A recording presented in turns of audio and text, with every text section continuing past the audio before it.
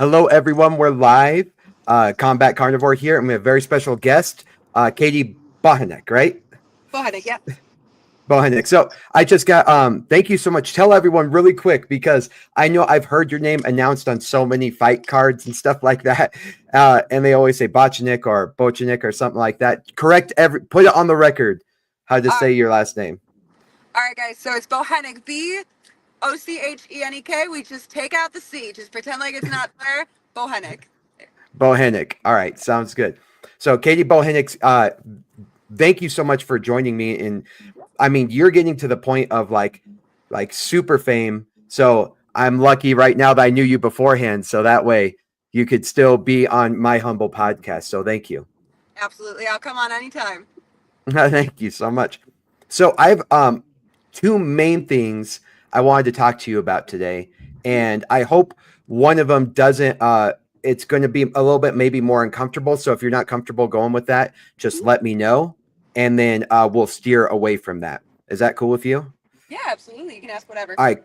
Awesome. All right. So before we get started, let's go ahead and just for the record, tell us some of your accolades, how long you've been training jiu-jitsu, why you got started, though, set up the audience real quick for Katie Bohanek's jiu-jitsu odyssey. Yeah, absolutely. Odyssey. I like that. So I've been training about 6 years now. I am out of pedigree submission fighting. My background, I came from a 10th Planet school. So I was originally 10th Planet. So my game's a little more funky than you'll typically see for somebody who's not 10th Planet. I still got that little funk left in me.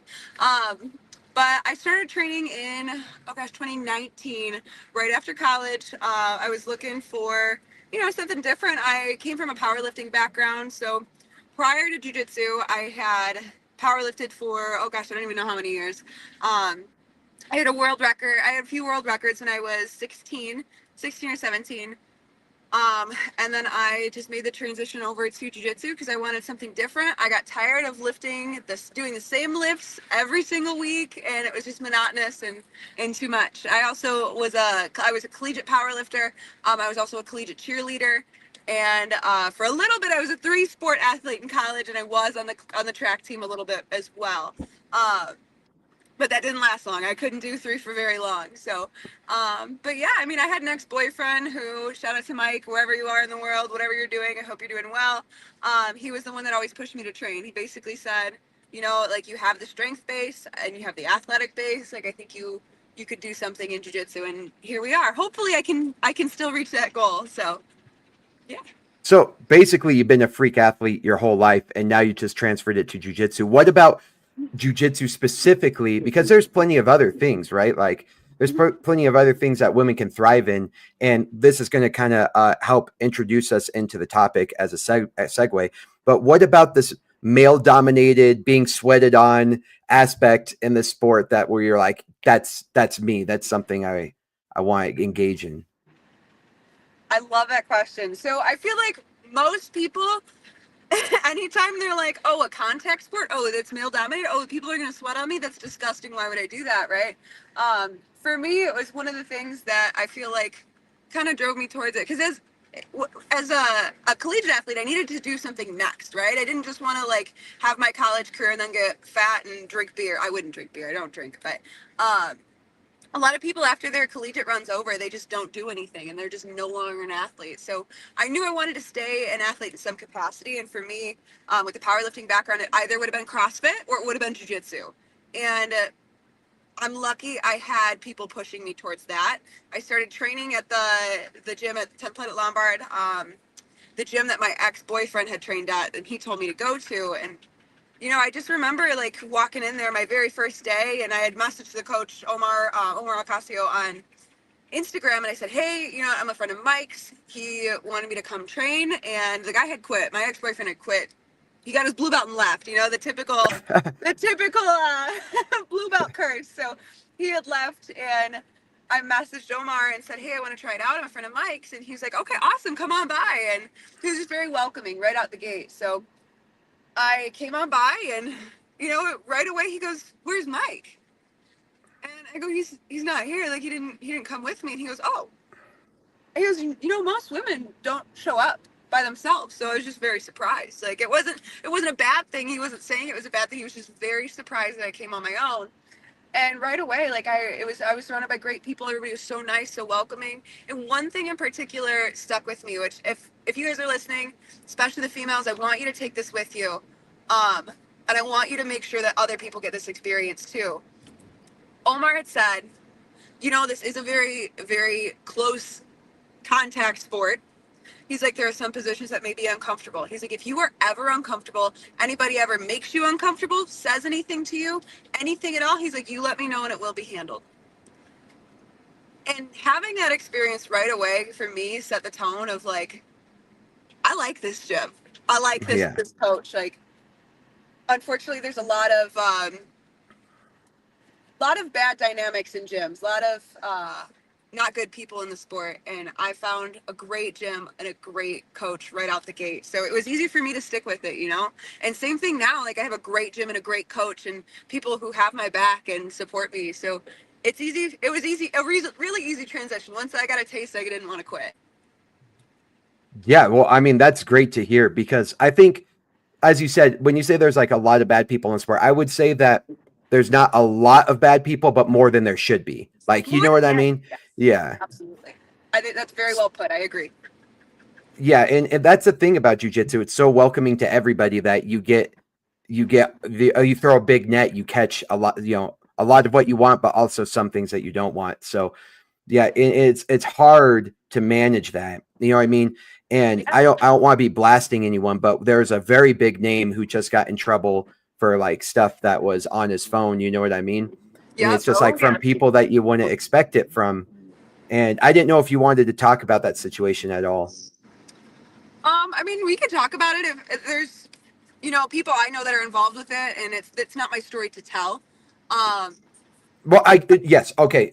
Let me reframe the question. How do you like? Actually, you know what? We can segue into that. So this is I'm going to get all like really into like kind of the dirty aspects of this, and then make a big round circle, hopefully at the end to say, okay, but you should still do jujitsu. Okay, so right off, here's the ugly. So and tell me again if you ever feel uncomfortable with this, we'll navigate this the conversation elsewhere. I see. I love the fact that you post a lot of like kind of the harassment that you receive as a female grappler in the jujitsu world. You know what I mean? And kind of like the disgust that's out there. I'm really happy that you put that kind of on blast for everybody to see because it shows kind of how cringe it is for like even if you were about to be somebody like that and you were like on the verge of like, okay, what's appropriate and what's not appropriate, and you saw people blasting that out, you're like, oh, that's not appropriate. So I like that you're putting that awareness out there. And I think you handle it very well, but I think there's a lot of women who don't know how to handle that situation when they're receiving, inappropriate DMs and things of that nature. And men don't have to deal with this, or if they do, a very small fractional basis. Um, what was it like for you? I guess you've been a female athlete your whole life, but what was it like for you when you started getting that fame? And of course, being an attractive female grappler, how did you approach first? How did how did you how did it hit you? And then how did you approach handling it? so great questions overall. Also, you keep saying famous. I hate that term because I'm just a girl that does jujitsu, and people think I'm funny sometimes. So I feel like fame is not the right word for it. I feel like I just, you know, like have a following and I promote myself as we all should in the sport, you know, like if you are a grappler and want opportunities, if you promote yourself just right, like people will want to follow, people will want to see your story and see what you have to say. Um, but there's jokes to be made too in the sport. Like we do a really niche, goofy sport, and it can be hilarious. But to answer your questions, you know, when I first started, I came from basically a really shitty situation. Unfortunately, I had been drugged at a bar in college, and I was surrounded by great people. I was safe. I was protected. My friends looked out for me, and they got me home, and they got me safe. But not everybody's that lucky. Not everybody's as fortunate as I am. Um, it was a really shitty situation. Am I thankful for it? Yeah, because it really showed me, you know, you have to be questioning people. You have to be seeing those characteristics of people who, you know, might want to push the line, might want to try to take your kindness and use it against you or use it to benefit them. And unfortunately, I learned the hard way how not to be naive. And, you know, there are just those people out there that will take advantage of any opportunity. And there are those people in this sport, unfortunately.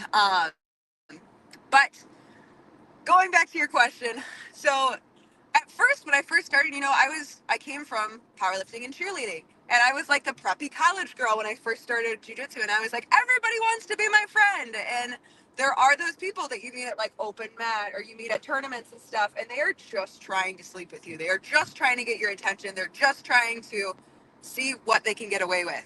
And I had a lot of messages very early on that I didn't catch right away. I was like, oh, what a nice guy. Everybody knows some sports. So nice and so chatty. And I had a friend who was like, "What is wrong with you? That man is trying to like get you to come over, get you to sleep with him. Like he literally offered you a free private and said, normally I charge, but for you, I'll let you come over and learn from me for free." And I was like, "Wow, how nice." No, no, it wasn't like. And the guy wasn't like a black belt. He wasn't a competitor. It was just some fucking guy.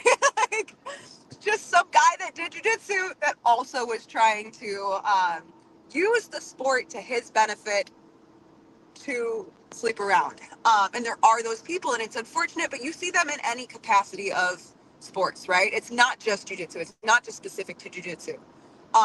But because this sport is closer contact, there are those people that really try to use that against some people. But I learned a little bit the hard way, but as soon as I realized it, I was like, oh, fuck that guy. I bet he's going to hate it if I screenshot that, post it on my story, and tag him. So now he's going to be shamed publicly for being a piece of shit. So I am the kind of girl where if like somebody comes up and hits on me at a bar and says something inappropriately, I don't drink, so I'm not really at bars, but if somebody were to say something inappropriate to me at a bar, I'll be like, what a piece of shit this guy is. So everybody looks. I have no problem being the bad guy or the bitch or whatever it is when somebody's out of line. And again, I learned the hard way in life. So now I can be that person that's like, how do you fucking feel about it? You want to be an asshole? I'll treat you like an asshole, and everybody's gonna know you're an asshole. So that's kind of blossomed into what it is now, where I post those DMs or I post those weird comments where people are saying crazy things. Like, one of them was like, if me and my wife ever break up, I'm gonna call you or whatever. Like, just crazy shit. Or somebody commented, "Who do I have to get pregnant for you to love me?" And just weird comments. Um, just insane, absurd things that people say because they have no boundaries on the internet. There was actually one instance, you may have seen this. There was a guy that commented back to me in response to a video my friend made. Um, and I always make the joke, like I say I'm your dad's favorite grappler or whatever, or I'll say this one's for the single dads and stuff like that. And people love it. Like, I'm not out here trying to like hunt for the single dads or anything, but it's just a shout out to them. Like, single dads especially have a hard time. Like, just single moms, absolutely, but this one's for the single dads, you know. So I always shout them out and I always talk about that. And I made a comment about that, and some guy had said, I don't remember exactly what he said, but he said something vastly inappropriate. And he had in his profile picture a picture of him, his wife, and his kid. And his bio said like father, like it was like husband first, then father. It was something ridiculous, but um, so I tagged his wife. I found his wife and I tagged her, and I messaged her and I said, "Hey, girl, just want you to know, like, this is exactly what happened. This is what I said. This is what he said. I was not inviting this. Like, I'm so sorry. I just want you to be aware." And this girl was super receptive, super responsive. Like, "Oh my God, thank you so much. No, I really appreciate it. It's not your fault." And just situations like that where, I mean, women in the sport, I feel like this sport especially, a lot of us are afraid to take up space. And we're afraid to use our voice for whatever reason. If there's repercussions of maybe a promotion saying, "No, I don't want her on. She's obnoxious," or she put somebody on blast that I'm friends with or whatever. And I personally couldn't give a shit less. I'm sorry for my French, but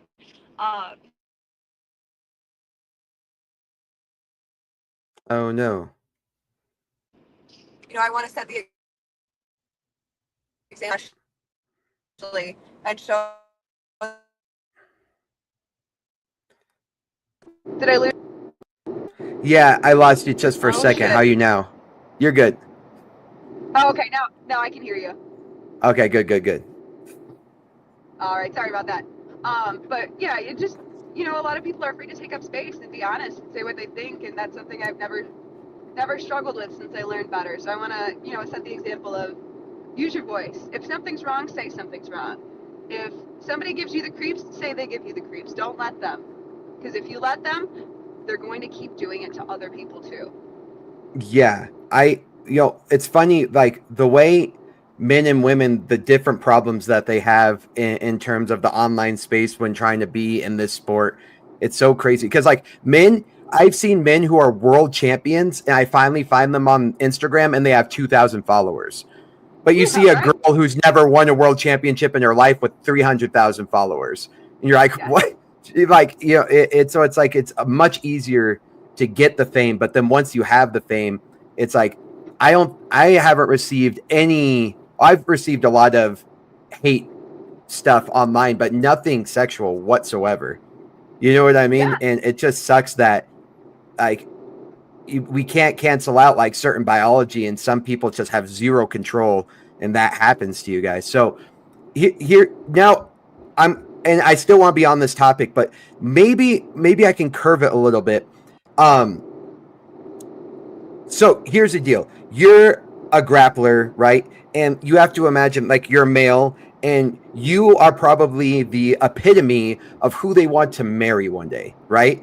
It's like an attractive, talented grappler. It's like, who wouldn't, like, you know what I mean? Like, that's what they want. But like, relationships are also hard once you're, in the jiu-jitsu relationships. But how would you then say, what would be the most appropriate way to have what would you be most receptive to for somebody who is interested in you? How would you want to be approached? Like, how would that situation go, so people know what is the appropriate way, what might be something that's attractive compared to the thing that's repulsive that you've been receiving? Oh, I'm the last person you should be asking this question.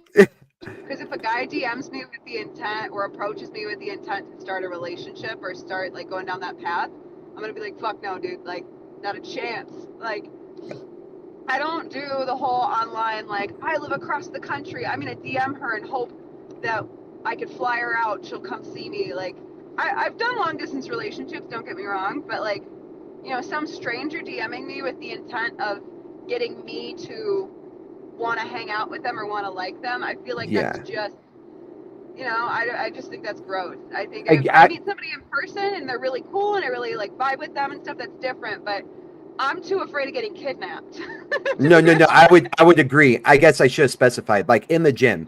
Like, there. And what I mean is, like, there's people right now who are in a gym. They're in a little community. They probably have been like noticing that this girl, has been training for a while. They're around the same age. How should he go and approach that girl?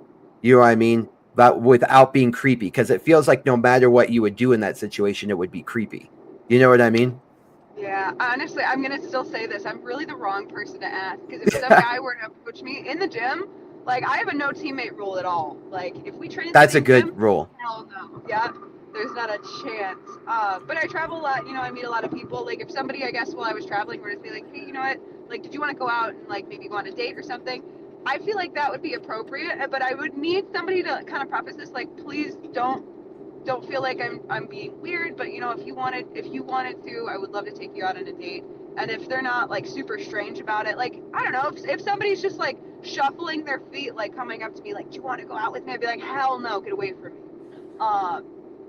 But if somebody's cool about it, and I'd have to, like, get to know them a little bit first. If it was just like out of the blue, like I don't know somebody, I never rolled with them or anything like that, and they asked me, I'd be like, no, get the fuck out of here. Sorry, my Chicago comes out a little bit, so you'll hear my accent a little bit. But no, I would agree that I think, and that's pretty baseline, I guess, for most humans, right? But I was talking about just and which is going to segue into the next segment, and it's the lack of success of jujitsu relationships. Like Mhm. Oh, it ruins. It's like a breakup in a gym is like a cancer a lot of the yes. times. And so I don't necessarily have a no dating a teammate rule, but I also am very like, you realize that if this happens, there's a lot that could go wrong. It's a high risk, you know what I mean, scenario. Yeah, absolutely. I mean, we've all heard the term "don't shit where you eat." I'm big on that. You know, I've done just that before and had an awful experience, and I don't wish that on anybody. But you know, I feel like in the sport, especially like when you're like a blue or white belt, like it's so easy to get involved with people you're hanging out with, people you're training with. But as you hit those higher ranks, like I just feel like it's so much more difficult to not only find a relationship but like be okay with it too. Like for instance, I had dated a guy who was amazing. Now let's look at it this way, right? Like there's a lot of power dynamics. Whether you have like a black belt female and you have like a lower belt male, or whether you have like a black belt male and a lower belt female, or really any belt mixture, there can still be that power dynamic, right? Like jiu-jitsu, you have some gyms that you line up by rank and it's like, wow, they are so much more respected, they're so much more like sought after, or XYZ. People look at you different based on the color of your belt in certain gyms. People in some gyms are expected to bow towards your black belts, right? Or they're expected to treat them differently or not ask them to roll. And that can create dilemmas if that dating world were to start to work its way into the gym. But anyway, what I was going to say is I had dated a guy. He was just a hobbyist purple belt, amazing athlete, but still just a hobbyist purple belt, doesn't like to compete or anything like that. And for me, being like a competitor who, like, I travel across the country and partly sometimes across the world to do this, it was really a great dynamic that we had. We didn't train at the same gym, but I was able to get great rounds with him. I was able to like try to beat the shit out of him in the nicest way possible, not feel bad about it. And sometimes it was like our therapy. It's like maybe we had a bad day, maybe we had an argument, and it's like even then we come back to jiu-jitsu and like I'm not trying to hurt you because the argument, like it's like I'm trying to train with you and get my frustration out and get my stress gone. And it was just very beneficial for us because we had a great dynamic. Yeah, I will say there was one person in particular when I was first coming up in the sport had told me, like, if you have two professional athletes dating each other, 9 times out of 10 it doesn't work. It's like it very rarely works. And I'm still torn on how I feel about that, but I understand where he's coming from, especially if they train at different gyms. You have different schedules, you have different competitions, you have different times of weight cutting. And if you're the kind of person that relies so much on your significant other for motivation or for discipline, like it's gonna be a hard time because they're putting their self first too. It can be a selfish sport.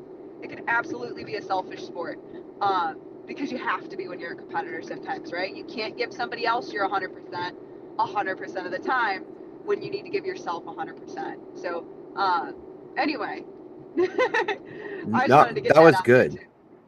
That was good insight to that, because, and I don't want to make this all about like dating and men trying to come after you, but I just know that you have a unique insight that I don't have, and you're willing to talk about it. So I wanted to take advantage of that dynamic.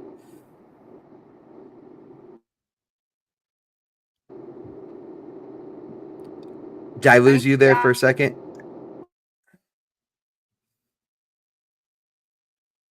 Right now, Katie is driving to Texas, so she might have some spotty. I lost you again. Okay, now No. Oh no. So yeah, she has some spotty service, maybe a little bit. All right. What was the last thing you heard me say? Pause. Just that I had some insight that you didn't have is basically the last thing. Okay. Yeah. So I didn't want to make this all about that, and I want you, like, you have some incredible accolades. You've done something I've been wanting to do, which is card jujitsu. You know what I mean? And I want to talk about that stuff. What was it like doing the card jujitsu? Oh my god, it's so much fun. It's so much fun. I have a blast doing it, honestly. Like, it's just so different, right? Like, you know, if you can do jiu-jitsu in high stress situations, like in a car where somebody can literally get on top of you and wrap a seatbelt around your throat, you can thrive under somebody's mount pressure for 5 minutes. Like I'm not, it's 100%, but it doesn't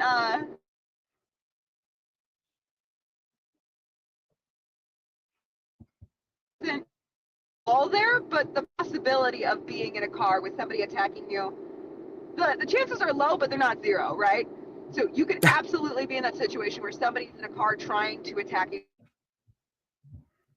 or whatever, and you have to get out, you have to escape, or even maybe get a weapon away from them, or just anything, right? So car jiu-jitsu is actually really fun.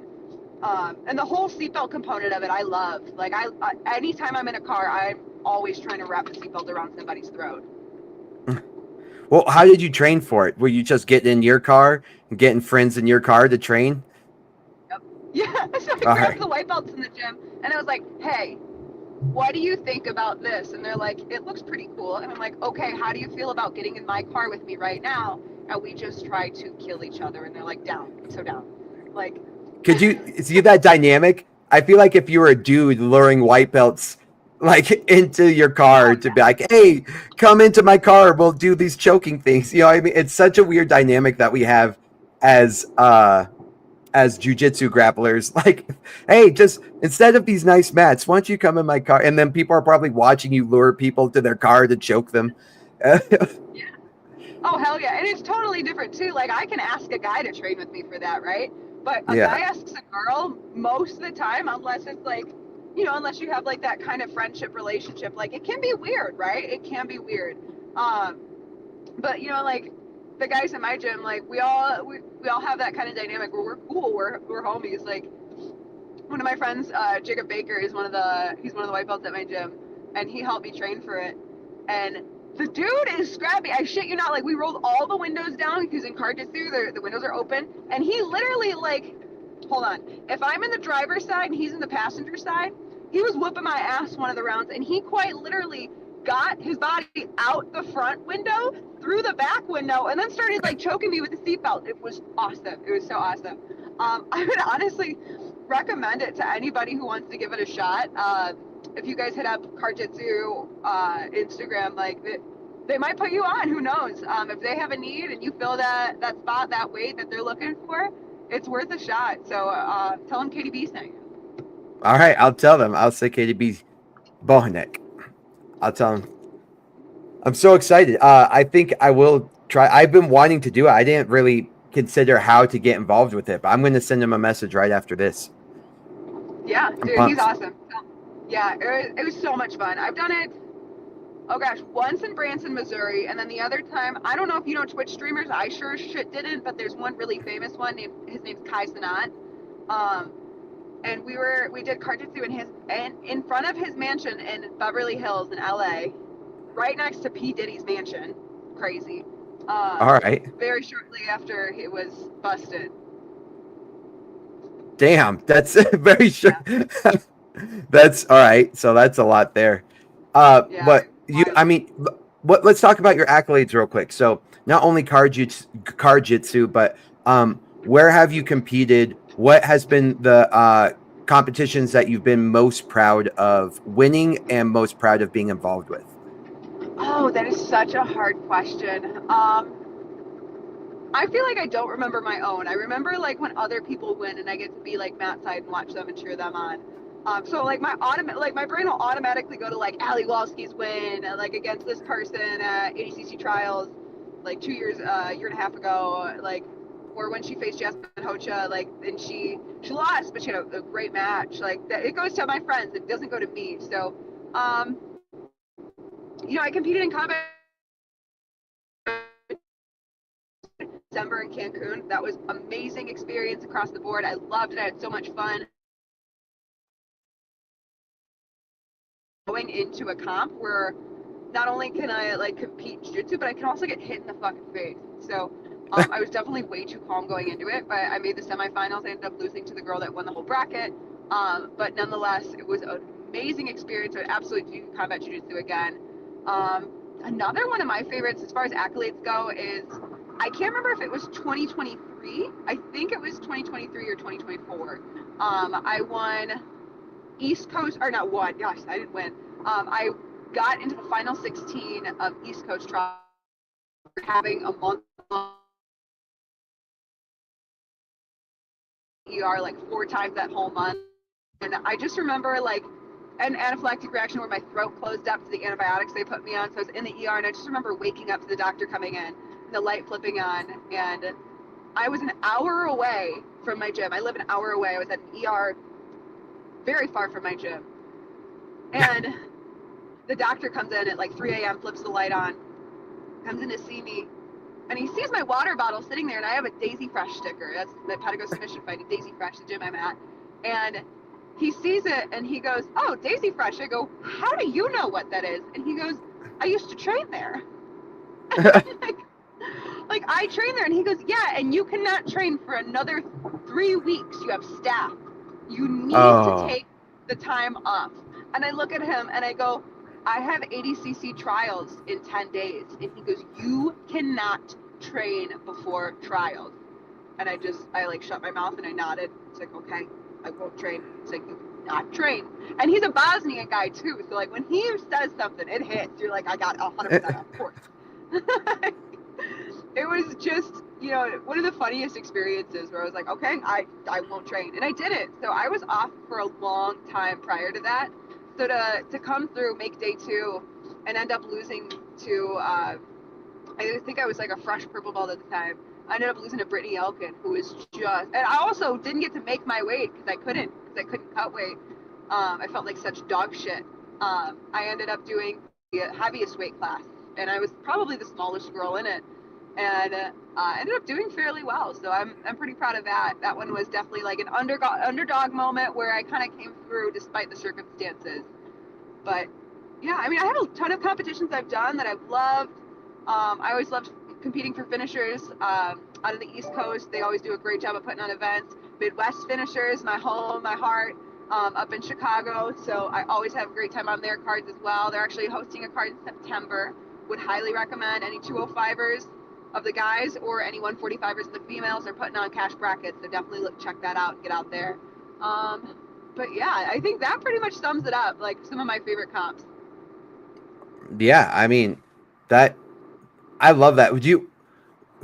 Did you do any IBJJF? I did. You know what? I haven't done much at purple. I've done, I think, like 2 opens. I can't remember if I did pans or, I don't think I did pans or, no, I did worlds my first year at purple belt. And I competed at, oh my gosh, that's right. Sarah Swiatek is your student. I competed against her first round, and I used to do lightweight. I used to do 135. I'd cut down from 150 to 135, and compete at that at IBJJF. But I sit heavier now, and I was probably walking like 158, and I should have been like a medium heavy, but I was like, fuck it, I'll just go up to super heavy instead. I faced Sarah first round and lost.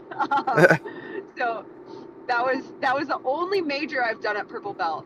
So, and I ironically faced your student, which, let's talk about Sarah for a second. Oh my God, is she just the sweetest human being? I love her.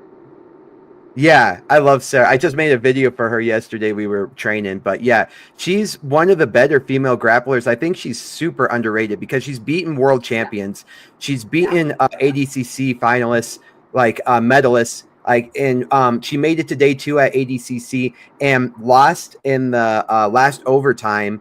You know what I mean? To the girl who ended up medaling or getting. Did she get first? I can't remember if she got first, but anyway, it was just like, I think she doesn't advertise herself as well as I wish she would brag more about her accolades. Like, we teach ourselves humility in the sport, but if you're going to get the hype, like the promotions want the hype, you know what I mean? They want you to be able to be a little bit spunky, and Sarah's like just so authentic that I was like, no, girl, you need to be like mean. Like, you need to be out there. You need to present yourself. You need the promotion to look at your Instagram and be like, oh, I definitely want this person at my event, you know? Oh, 100%. I just love her. It's funny that you said like she's very authentic because at the same time you were about to say authentic, I was like genuine. Like she's so genuine, and those just synonyms like describe her so well. She's so lovely. Yeah. So yeah, Sarah, she's got a couple fights coming up. One this weekend, so I'm excited about that. And is that the one against Tara Lewis? I think so. Yeah. Tara also lovely. I'm so excited for that match. That's the one I literally have said that. I want them to face. I said that back when Sarah and I were on the whatever main character we were on together. I had said that back then. I want this match to happen. So I'd love to see that it's going down soon. Yeah, the last time I was on main character, I was feeling so crappy. Something about the travel had gotten me, and I was like, oh, I'm not going to be able to give it enough effort. So I ended up just taking the dude's nose so I could go out with a win in some way, shape, or form. But yeah. That is still one of my favorite videos to this day. Yeah. Stealing the guy's nose and looking around. It's so funny. But I think that's the last. I think that was the last main character event that all of us were at. It's been a while. Yeah, it has been a while. I think so. I've been so he's been trying to get me a fight for September 6th, and no one wants to fight me. No one. He even put up a video of me stealing the nose saying, who wants to avenge this guy? Like, who wants to fight Chad? And yeah, still nobody. And then I told them to make a David versus Goliath fight. Like, have me face like a 265-pounder. I would love to see that. Holy I shit, want to do that. But no one said yes, apparently. So maybe I won't have a fight. But I've been trying to redeem myself on main character. Yeah. Because what yeah, no one knows is safe because no one submitted or did anything. They gave the decision to the other guy. So I want to get back in there, win a match, and redeem myself. But anyway, yeah, I think you and I and Sarah were all at that where we all like kind of like met and hung out for the first time. So that's a little bit ago. So anyway, do you have any promotions that are coming up that you either want to tell people about, that you're excited about, that you're training for, and that maybe that you're even nervous for?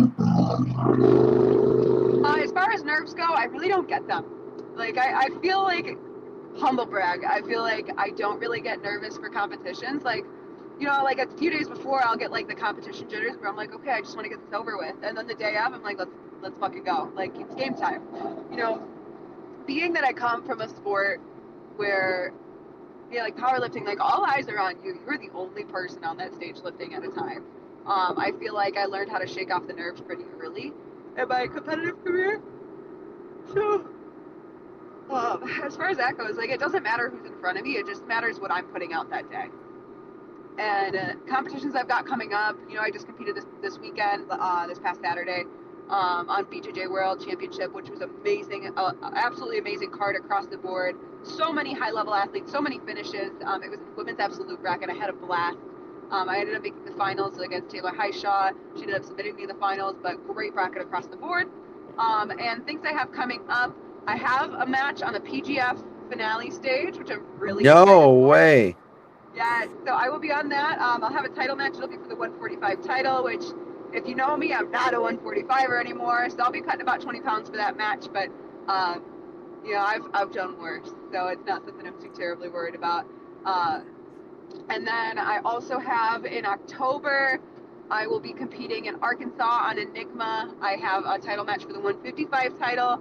Very excited for that. It's honestly a pretty big year, so I got a lot coming down the pipe, but you know, it's nothing I can't handle, nothing that's no opportunity is too big. But yeah, that's good. I love that. I was just thinking as you were talking about that, like how we all started so new, and at one point, Allie, you know what I mean? I was just thinking about, I knew her when she first got started, and she was training here in Colorado. Oh my gosh, that's so funny. I was telling her today too. I was like, I'm going to be on a podcast today. She's like, oh, who? I was like, you know. I was like, Chad. I was like, I'm going to be on Chad. And she's like, oh my God. She's so excited. Yeah.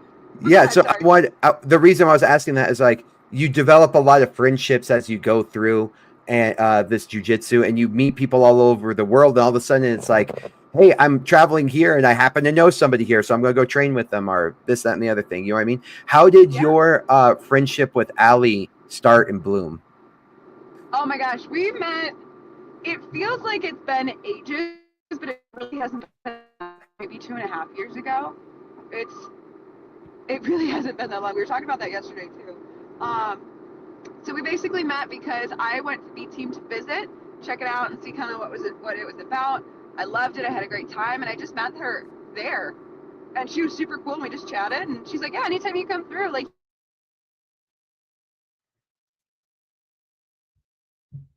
And like kindness, somebody I rolled with one time. It was like, yeah, come stay at my house. Of course you could stay. Like that way you don't have to pay for a hotel. I thought that was crazy. And I'm from the Midwest. We have like the Midwest kindness, which is weirder. But so she ended up doing Midwest finishers a few months later because I reached out to her and hit her up and told her about the event. So she came out to Chicago. She competed on Midwest finishers when I was working for them, and she did really good showing. She competed. She had no idea who it was. It was Claire North, who is a fucking monster, by the way. Amazing person and amazing jiu-jitsu. She's a black belt and has been for quite some time. So Allie ended up she had a good showing and got submitted by her. And after I was like, yeah, Claire's been like, she's an amazing black belt. She's like, oh shit, I had no idea. She's like, I don't know, she's a black belt. I don't know anything about her. And I'm like, yeah, she's really good. So take some pride in that. We just chatted there, and then she ended up going back to Austin that same night. And eventually I came out visited. We hung out. We just like chit chatted forever, and then here we are now, like 2.5 years later. And I stay at her house whenever I'm in Austin. Like she always has a place to stay with me. We've done a team event together. Hold on, I'm gonna circle back. You remember when you asked me what a great event was, like one that really like sticks out? Yeah. The team event, it was me, Allie Wolski, Taylor McDonald, and Kate Murdoch. And we competed in Chicago, so kind of home turf for me. We competed out there on a team event. And, you know, there was a team that we had a little beef with going in because they had gotten some weight allowances when the rest of us had to cut weight. And we were like, what the fuck? You guys got a 5-pound allowance? We didn't get that. So the rest of us were pretty peeved. And I brought it up at the rules meeting. I was like, hey, so why was there a team that got a 5-pound allowance? You know, if that's the truth, like we all cut weight, we all made weight. But just because they traveled further, you gave them an allowance, like that's not okay. If you're gonna do that, do it for everybody. There's money on the line. So if they win, what are we gonna do about it? Because they didn't earn it like the rest of us did. And there was some beef all like the whole time, and we ended up facing that team in the finals. Now, I can't remember. I went out second. So our first girl got taken out. She got subbed, and I was probably like $155, maybe I was probably like closer to 150 that day. And I faced Marcina. I don't know her last name, but she's a sweetheart. She's a Colorado girl too, from what I remember. Yeah, I know Marcina. Ended up facing Marcina, and I finished like a buzzer beater armbar on her, and like it was a 10-minute match or something. So it was 10 minutes. I had taken her down. I had kind of like worked her, and then the last like 5 seconds, I had armbarred her. And if you win, you stay in. But if there's no submission, it goes. You guys both get out, and it goes on to the next person. Typical quintet rules. So I had beat her, and then it had gone to the next person. I don't know her name. I know she's a black belt from Las Vegas, I think. I don't know her, but I ended up subbing her too. Same way, I went via armbar. And then our next person was, Allie was our next person, but she had her Who's Number One match like 2 weeks from then. So she's like, I'll do it, but like I am nervous to get injured. So we're like, perfect, we'll put you at the end. Or well, we'll put you second to last, because our girl Kate, our black belt Kate, she had taken out the entire first team. None of us competed. Kate took out 5 people on her own. And Wow. then we were like, all right, put Kate at the end. Allie will be second to last. So I took out 2 of the athletes and then on the other team, and then I ended up getting submitted by one of the girls. I was so fucking gassed. And then Allie went against her, submitted her via Choi Bar, and then Allie went against their last girl, Stephanie Klein, who they had trained together when they were out in Colorado, and Allie ended up Choi Barring her and winning for our team. She brought it home. Granted, we still had Kate, but we didn't want to have to get there. Allie ended up winning the event, and right away, like there's just this great video of her running right over to me and just jumping into my arms. It was one of the best moments I've ever had, like watching. It was like watching her avenge me because she submitted the girl that submitted me, and then brought it home against Steph in the final match. So it was really an amazing event. Yeah, I could tell. Like it's really cool to be able to watch somebody from literally starting like their first few days all the way to winning these competitions. And I might ask Allie to come on the show at some point. But my wife, when faced Allie, when I think Allie was a white belt, and yeah, so my wife got her in. Yeah, my wife got her in a choke and submitted her. And I was like, hold on to that and talk shit once she's like the big world champ. Because I could tell like she was going place. Like I could tell she took it seriously. I was like, if Allie continues to take that as seriously as she is, you know what I mean? Like she's going to go places. And sure enough, she's already doing that. But anyway, it's just cool to watch somebody from the beginning and make it to where she is now and watching. You know, there's a handful of people now where I could be like, I watched them when they were a baby white belt. Now look what they're doing. You know, so it's cool that you're friends with her because I like Allie. I trust her as I don't know her that well, but like I would trust her. You know what I mean? Like if people are like, I don't know where to train. I'm nervous about like, oh, go with Allie. You know what I mean? Like I feel like she would take care of like anyway, I don't know why I'm getting with that. So anyway, it's cool that you guys are friends. And so that kind of, I started, you know, on social media and we met in person. I started following you. I saw you guys become friends. I thought that was really unique because the community is a lot more tight knit than what we realize. And I think that's probably why it's so much drama, is because how close we all become. Yeah, honestly. And a lot of people are ride or die, and I'm one of those people too. But like, if somebody talks shit about somebody I'm close with, I'm coming for your throat, you know? Like if somebody starts to say anything crazy about people I train with that I really care for or anything, I'm like, now you have a fucking problem. Like say whatever you want about me, I don't give a shit. But the second somebody like even leaves like a rude comment on Allie's post, I will absolutely be in the comments like, fuck you. No, I won't say like, I won't have like swears and stuff, but I sure as shit will give them, I'll roast them usually is what happens. Right, yeah, go on their page, find some embarrassing stuff. Like, this is the one who's talking smack. Exactly. Yeah. Or if it's a burner account, like I don't know. It's just, you know, I protect the ones I care about. Good. I like that. Yeah, but jujitsu is really close. Now, talking about Daisy Fresh. So like, you know, they were like this up and comer that came out of nowhere, you know what I mean? And so like right now, for example, I took myself off of social media for quite some time. I'm just getting back into it. I'm getting back into making videos and podcasting. But like I remember I would I tried to befriend Jacob Couch. You know what I mean? From way back in the day. And I would go up and I would interview him, and then it got to the point where he was like each time we would see each other in competition, we make a point to talk for a little bit. But and I'm just bringing up like drama and things like that. I know that he just recently had a breakup, and the guy that she is dating is now here where I'm training, like not at my gym, but like here in my city and stuff. And it's just, I don't know why I'm bringing this up, but it just goes to show like how the friendships and the drama and the closeness, and we're all intertwined with one another. So it just doesn't make sense to me to like be going on there and talking smack. It's like the likelihood that we're all part of the same, you know what I mean? Like when I see people talk smack, like if I see people talking smack, even like if I'm on your page, the stuff that you're posting where it's like, why would they say that to her? You know what I mean? Like, why would they say that? We're all connected. I feel like you're bringing on a lot more. I don't think you realize the flack that you're going to get when you talk smack about someone, because they got armies behind them. Yeah, especially in this sport too. Like, you know, a lot of us, we stick together, right? Like we have each other's back, and there's some things that, you know, I don't support, and I'm not like gonna tear somebody up online for certain people or if there's certain instances. But I think anytime there's a breakup, especially, like I want no part of it. You know, people do and say horrible things when it comes to emotions, and that's something like if it's emotions about jiu-jitsu, like that's stupid. Why are we going to be mad about jiu-jitsu, right? Like it's a niche sport that doesn't matter at the end of the day in your regular life. Like your jiu-jitsu life is your jiu-jitsu life. Like yes, you can be passionate about it, you can care about it, you can chase it with your whole heart.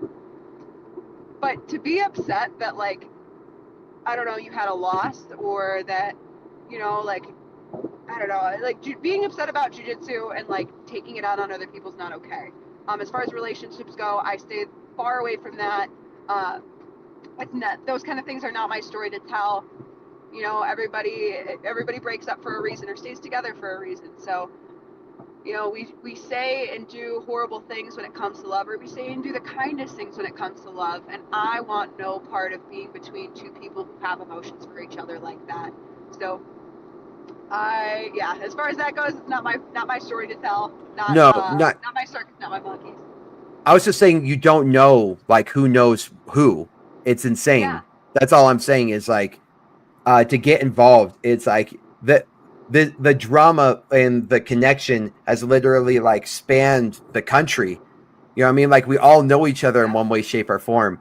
And so for you, like, I was just saying, like, exactly what you're saying. I guess you put it the best. Why add emotion into it? And it's, anyway, I just see that online, and I try to stay out of it. But shouldn't say love watching it, but I'm just like, oh, I didn't even know that was going on. Oh my God, I didn't even know that was going on. Like, you know what I mean? I'm like, I better not say anything about anybody, because I don't know who I'm going to piss off, or who they're connected to, or who they were dating, or what. I'm like just completely lost in the sauce. Like, I know that there was an affair. Oh my God. Is her name like Daniel Kelly? I can't remember. There's a brunette, black belt. But anyway, she was sleeping with some guy, and it turned out this girl that I went to middle school and part of high school with, who had moved away. She was on the wrestling team, and she's gotten started in jiu-jitsu. That was her husband. I was like, oh my God, we're like all connected. Yeah. Like, it's, wow. I guess what I'm saying is, like, guys, be careful. If you're going to be emotional and you're going to be talking stuff, you have no idea who people know, how they're connected, and who they bring with them. And so it's just like, stay in your lane, love the sport, and stay with it for the sport. Don't stay with it for the drama. Yeah, no, I agree on that. That's some crazy stuff too. Like, again, don't shit where you eat. Don't shit where you eat. Stay away from people who have wives, husbands, girlfriends, boyfriends. Like, stay the fuck away. Yeah. Man, I just don't. I don't get it, but whatever. My, like, being the owner of a gym, and being the guy in charge, and then having a wife, you know, like, my wife became very, like, defensive of me in certain things, and I was like everything's fine, but then you start to see, you're like, oh man, yeah, I can see what the jiu-jitsu world brings about. I wish people didn't. I wish they, you know, for example, like, if you go into a CrossFit gym, I feel like that stuff wouldn't happen that way in a CrossFit gym. You know what I mean? Yeah. Oh yeah, I agree. I feel like if you lost to somebody in a CrossFit gym, it wouldn't bring the drama it does. I feel like people wouldn't. I don't know. Maybe that's just me though. Right, and I feel like in jiu-jitsu, it's easier to be disrespectful to somebody, because I feel like certain people have a very low threshold of what's disrespectful. Like, you don't shake somebody's hand, well, now you're a piece of shit and everybody hates you. Like, there's just such a low threshold for that, because we put so much, not we, but like certain gyms put so much emphasis on, you will respect me in every capacity. I'm a black belt. I have put in the time. You will call me professor. You will bow to me. You will face away when you tie your belt. You will run laps if you're late. Like, it's crazy the amount of things we have to do as paying adults to maintain a membership at some gym. Complete opposite. I don't book anybody on the mats. I think it's weird when people say os when you're rolling. I'm like, I don't even know what that means. I've been training 6 years. Like, why? Just say, hey, good round, or hey, thank you. Like, use your words. Why are we making a noise? Like, especially when white people do it. I'm like, you're not Brazilian. Cut that shit out. It's actually a Japanese thing. It's not a Brazilian thing. Oh, see, I don't even know. I told you I didn't know. Yeah, so, like, in Japan, it was actually, like, back when they were starting, like, in karate, some of the people in Japan still, you know, os, you know. And it's just anyway, it's the lineage, but I get what you're saying, and like we don't do any of that stuff at our gym, like the bowing and all that jazz. It didn't make sense to me, but what did make sense to me is when I went to Brazil, I finally have you trained in Brazil? No, I've never been. Yeah, I suggest it. I strongly suggest it. But anyway, I see why the culture is the way it is about making the black belt like a demigod and putting him up there, because the black belt is your pathway out of Brazil. And that's why I started to learn. Oh. It was like, because there's no money in Brazil. And so it's like, hey, I want to go do this competition so that way, like, I can get a visa to go to the United States. And they're like, why am I going to give you the funding to go to this tournament? You don't even try hard in practice. You know what I mean? And so your professor becomes your network, your connection for tournaments, for funding, for visas, the guy who knows everything. And so he becomes so powerful in that little area. And so it's very much, and when you come to the United States, it's the opposite. You're like opening a business and you're like, please sign up so I can feed my kids. You know, it's like a completely different dynamic, but I could see why that a little bit of that bled over to the United States. You know what I mean? Because the Brazilians were still trying to maintain that culture.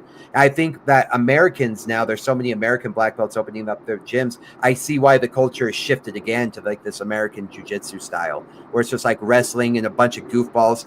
You know, the Brazilians, they're all about respect and, you know what I mean, honor and all this stuff. And you get all these Americans now who are just like making fun of it, jiu-jitsu, keep jiu-jitsu gay. Like we completely flipped it on its head.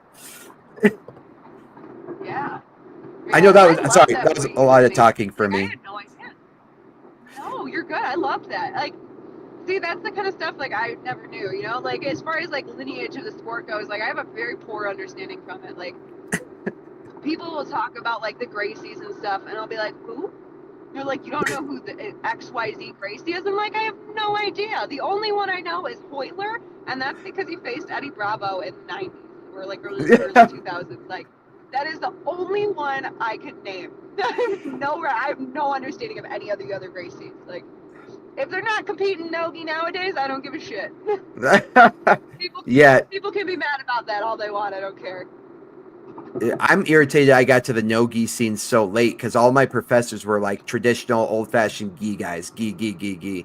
And so I didn't get until my later brown belt days did I even start like becoming somewhat proficient in no-gi. So I had to catch up to all you guys. I felt like the new kid on the block. The new kid on the block. All right, real quick. So this was a great conversation, and I love the flow of it. So I want to ask a few more things. All right, Katie, you don't have to reveal your secrets, but what is your favorite go-to submission? You feel like you're losing the match. Uh-oh, I better not be going with experimentation. What's the go-to move for Katie? Leg locks. I can't help it. I used to be a really big knee bar girl. It just depends on kind of what they do in reaction to when I jump on their legs. Like if they turn, I'm going heel hoof, but if they stay straight and try to back out, I'm going knee bar all day. Like I would like to think my legs are pretty strong, so when I'm in, but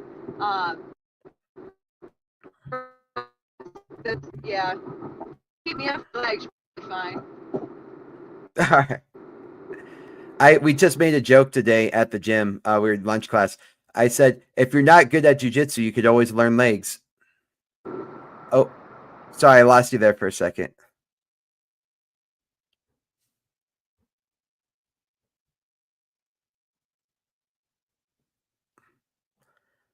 Wait here just a second. All right. Get a little bit of movement.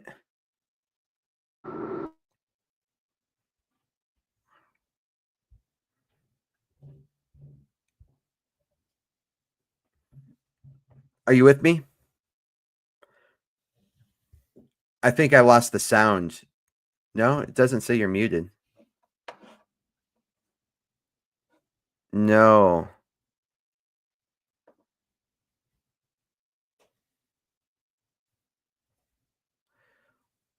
Oh, God. Now. Yes, I can hear you. Now? If you get in a car accident, yeah. If you get a car accident because of me and we catch it live, I'll feel like the worst person in the world. No, we're good. I got cruise control on. Good. So, yeah, I was just... So you're saying legs. So legs are your go-to. Oh, dang. I just had another great question that I totally slipped that I was going to ask. Oh, no. Oh, no. This is bad. But yeah, so we were making jokes in the gym earlier today where I was like, hey, if you're not good at jujitsu, you could always become a leg locker. And we like, just talk. I love that. It's true. It's true. Guilty. Yeah, guilty. Guilty as charged. Well, all right. You have any suggestions for finishing knee bars? I really like grabbing my bottom hand if, like, let's say we're in a 50-50 situation. My inside hand that's towards the inside of your legs, I like grabbing an Achilles grip.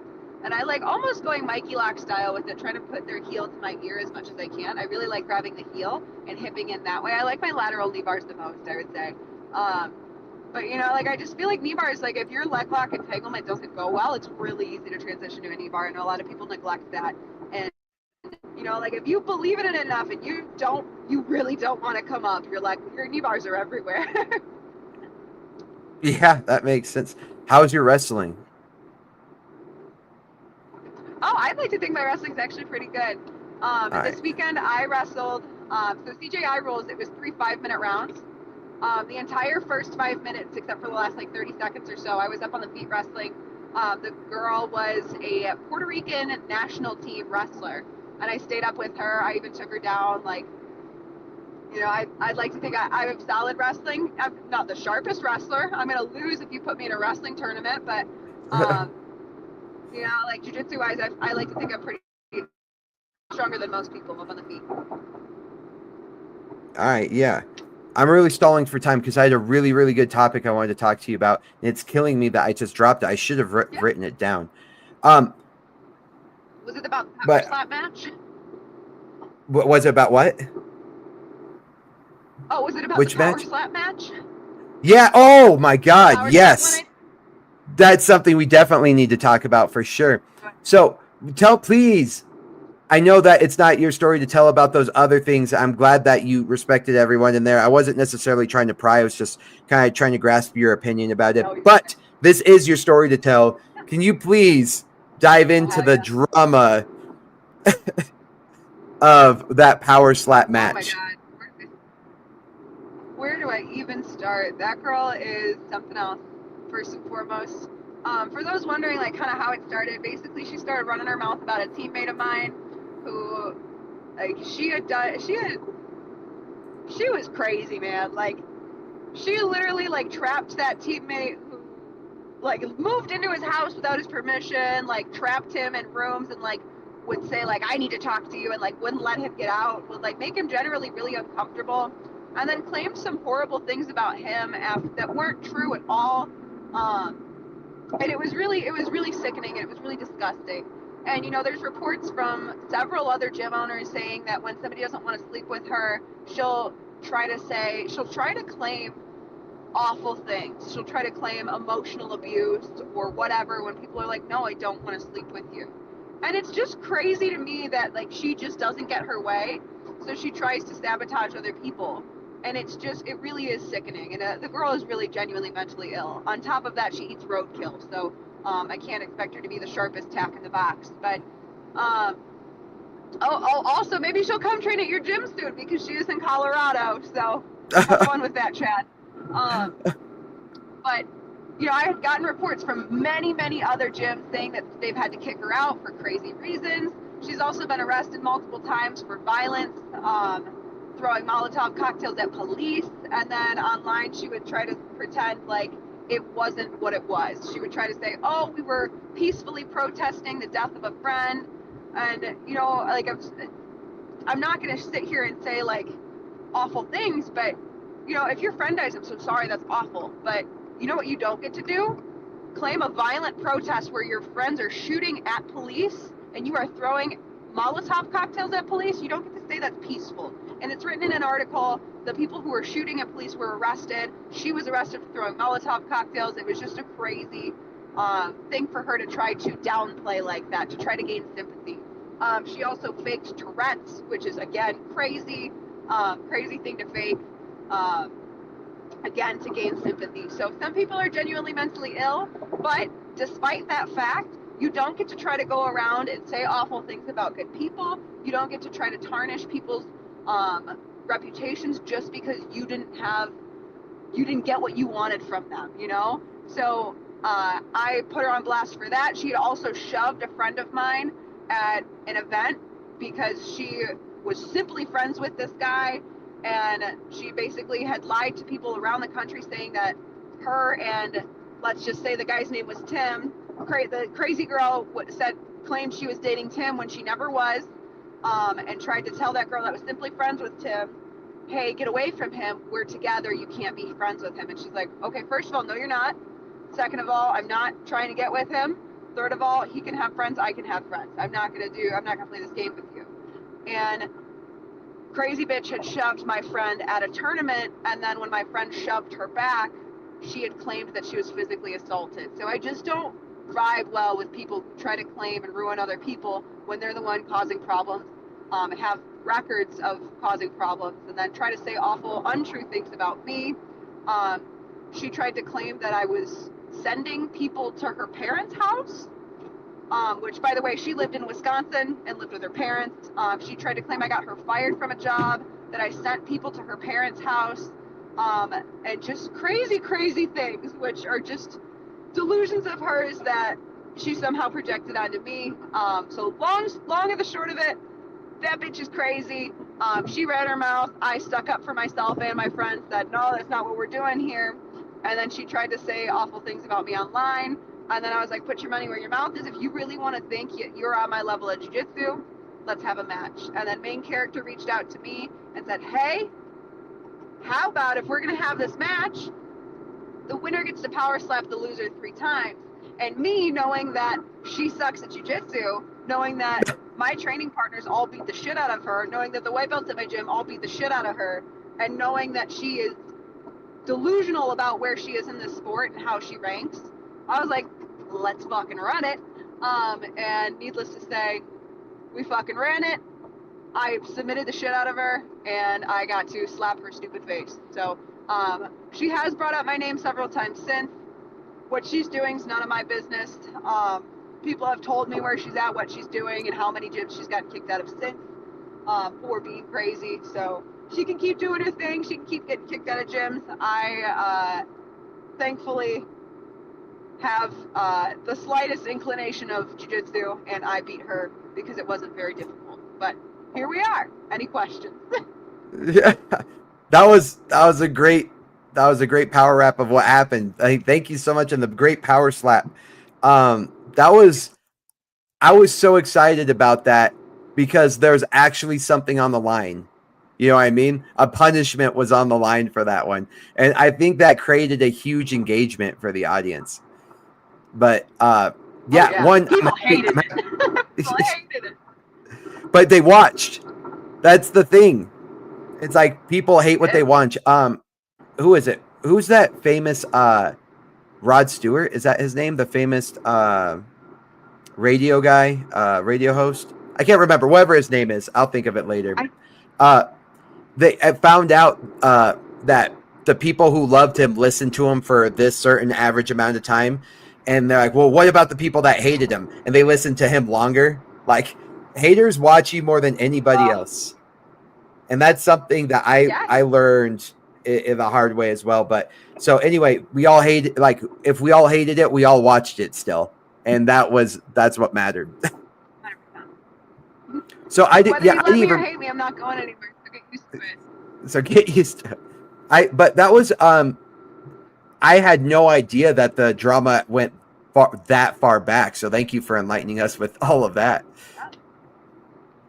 And so I want to ask, do you have any questions for me? Or like, I know that you were the guest on the channel, but I was making you do all the talking. Do you have anything for me, or like, do you have any sort of things that you want insights to, or at all?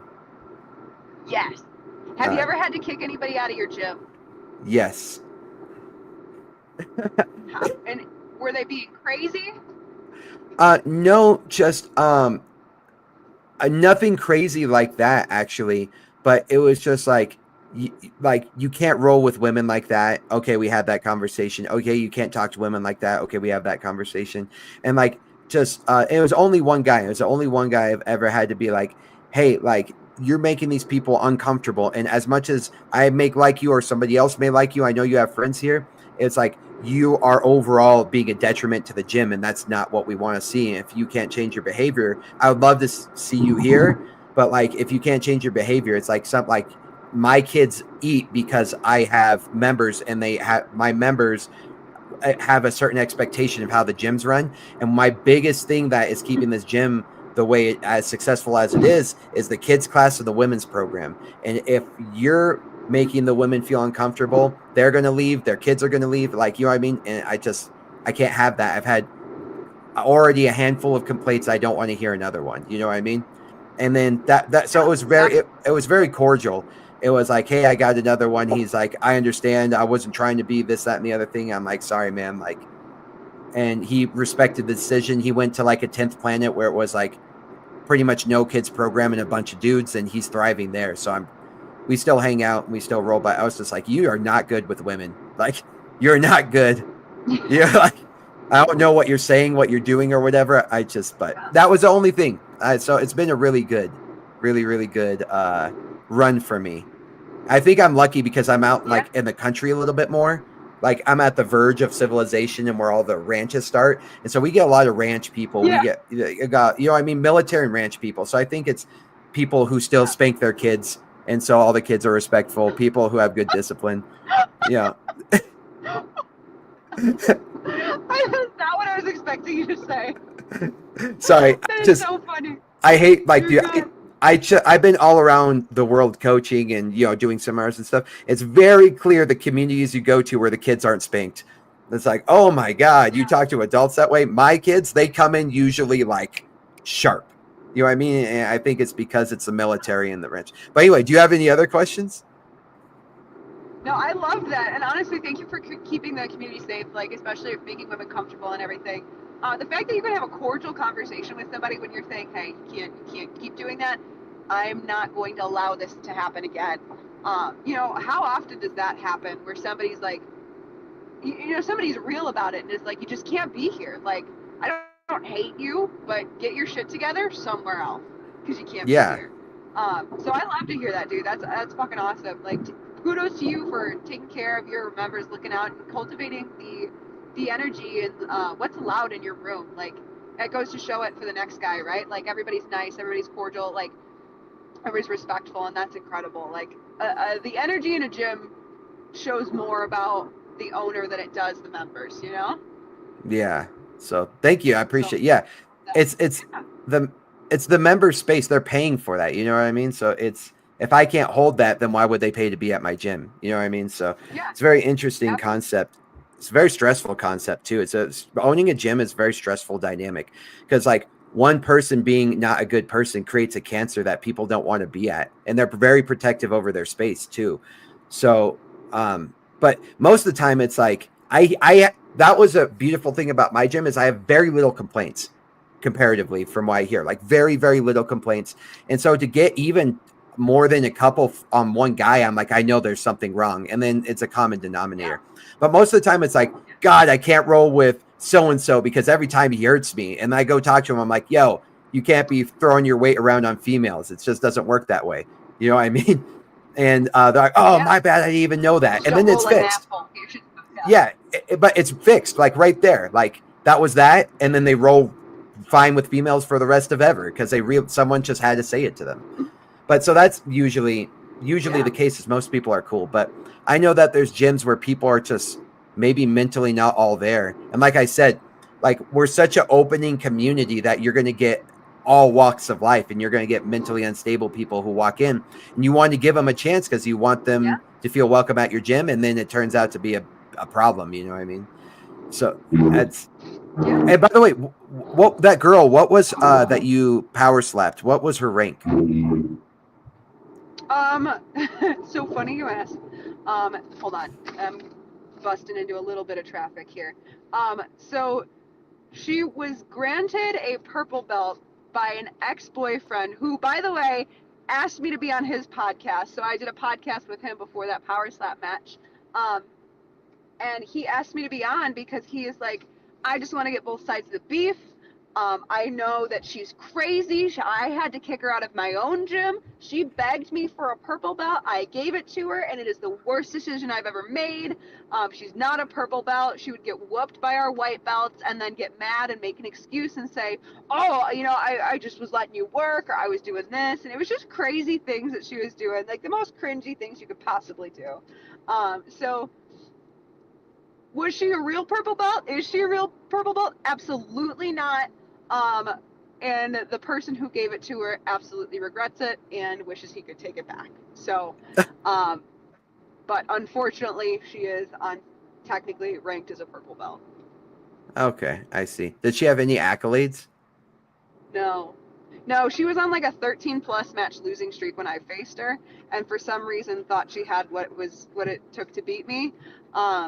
She's so delusional in that aspect that she literally was saying, like, oh, Katie doesn't do ADCC Opens because she's scared of losing. I'm like, no, I don't do ADCC Opens because I have a job. Like, I just haven't had the opportunity to travel and compete at those when I have opportunities to compete in brackets for money, or I have people offering me money for super fights. I just don't feel the need to call off to work to do an ADCC Open. And then she would say, well, I'm an ADCC Open medalist. And it's like, okay, you medaled in an intermediate division with 3 people. I don't envy you. I don't look up to you.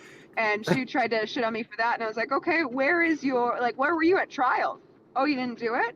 Oh, did you ever make day 2? Certainly didn't think so. Where were you at Medusa? Oh, you weren't on? Probably because you weren't good enough to be on.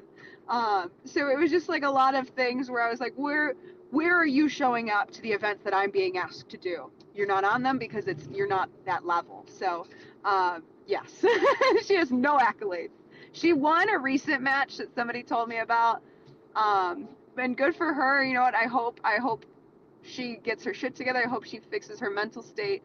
And I hope she doesn't continue being a problem and a cancer within this sport, because we don't deserve that. The women that she has to train with don't deserve that.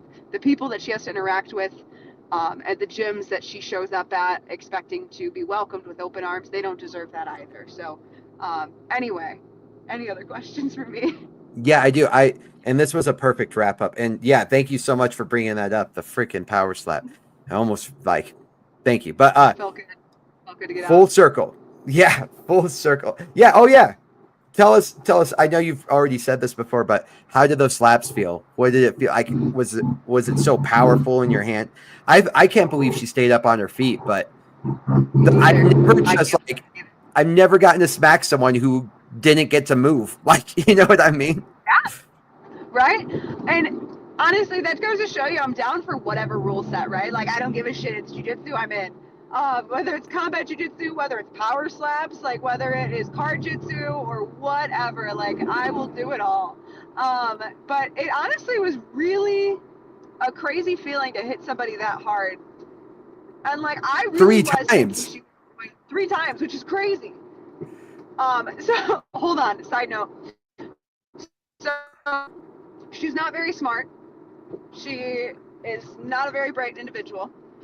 When the promoter for main character put the 3 of us in a group chat, it was me, him, and her, and said, hey, these are the rules, no shit talking in here, both of you said you're down, let's run it, let's make sure we agree. And she goes in the chat and says, you know, I just feel like 3 power slaps is a little harsh. I propose 1. And I came back and I said, I propose 5. I was fucking around. I was just like, yeah, fuck you, like, this is funny. And then she came back and she's like, I mean, I guess we could do 5 if we really needed to. I was like, oh, I was fucking with you. You're an idiot. Why would you agree to that? It's stupid. You know you're gonna lose. You know you're gonna lose. That's funny. Okay, so yeah, dude, it's so cool to hear all the background of all that. I love it. So to bring it full circle, like I was saying, I'd ask every female grappler this. What would your suggestion be for women who are thinking about getting involved or who just got started, and what the jiu-jitsu field and the prospects could be for a female in the sport? As far as like somebody who's first starting out, like trust your gut. If something feels wrong, it's because it is. Make your voice known. Don't be afraid to take up space. Speak your mind. And if there's a problem, report it to your coach. If your coach doesn't have your back, get the fuck out, find a new coach. I really think it's important that we emphasize that for females entering this sport, because it can be, in certain places, it can be a toxic gym. And I feel like when you first enter the sport, it's weird as it is, right? Why are we rolling around on the floor with other people, sweating in gross, hot environments? But we are, right? So I just feel like it's important to not normalize the bad parts, like not normalize somebody talking to you inappropriately, not normalize somebody making you feel uncomfortable. Like if you, and for anybody that's been in the sport, that's a veteran, that is a teammate, like if you see something, say something. If something looks off to you, if somebody's treating somebody questionably, or you hear them say like a disgusting remark about somebody, you tell your coach immediately. And honestly, if I heard something, and I won't ever have this problem at my gym, I won't ever have this problem with the people I train with. If I heard somebody say something about a teammate that I didn't agree with, I would tell my coach, and I would tell that teammate, be like, hey, just so you know, this person said XYZ about you. I want you to know.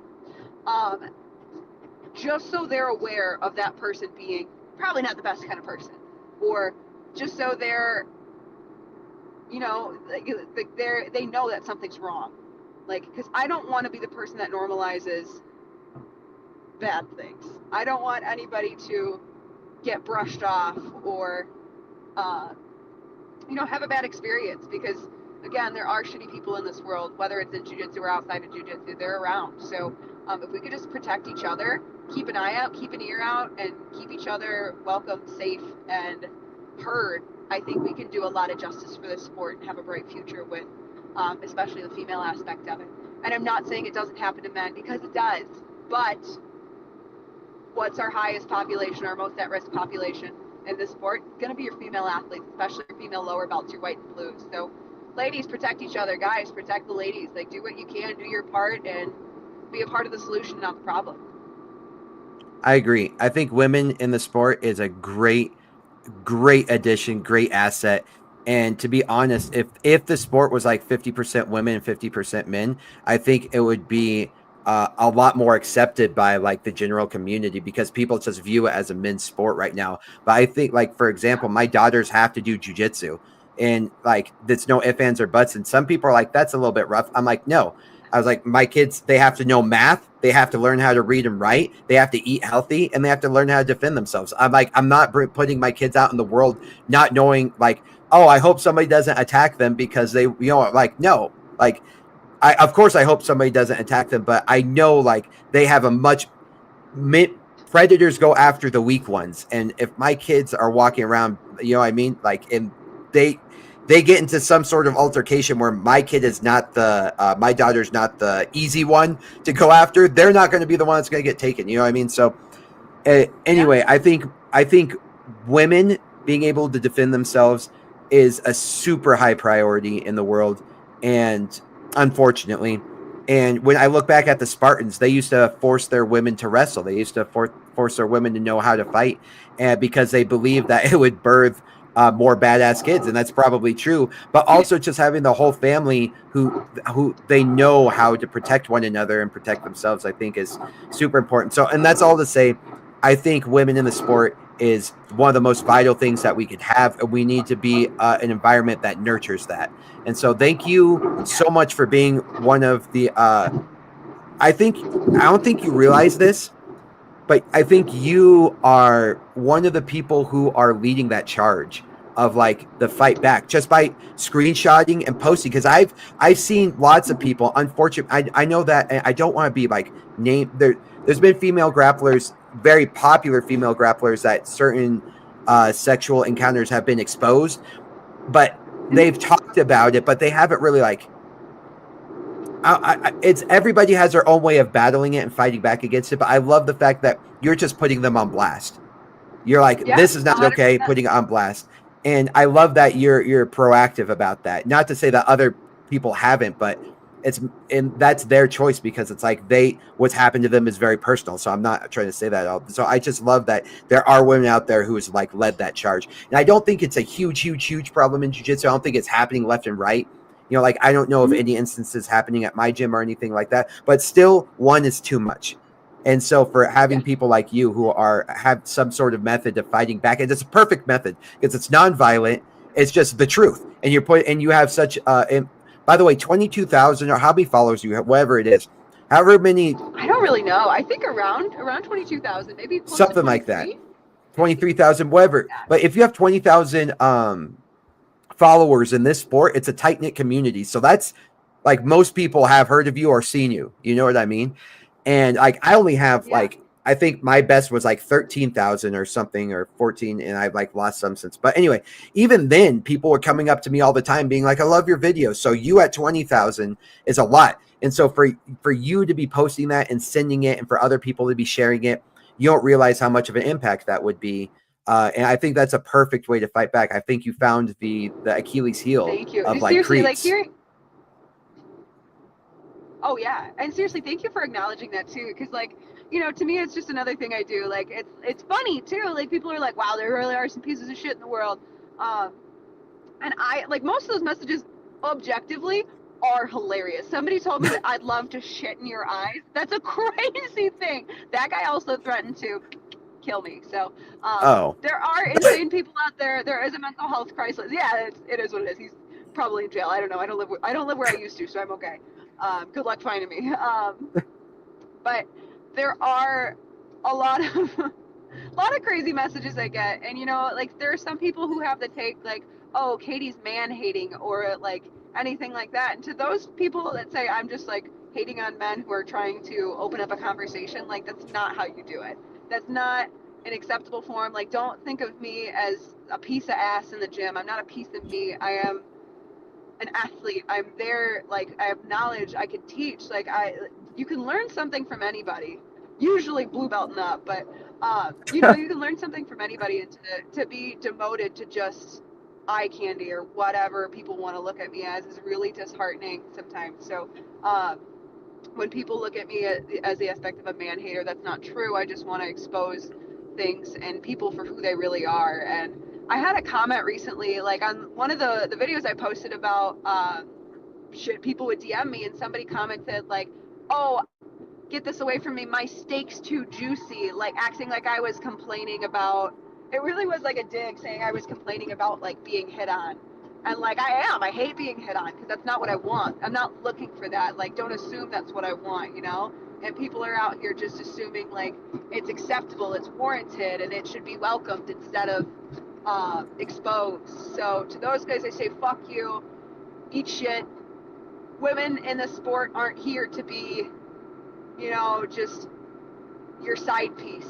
We're here to compete. We're here to be athletes. We're here to learn. We're here to learn self-defense a lot of times. We're here because something bad has happened to us a lot of times. There are a lot of women in this sport, myself included, who have found this sport because we've had something bad happen. Be respectful. Don't be a piece of shit. Let women do their thing, you know?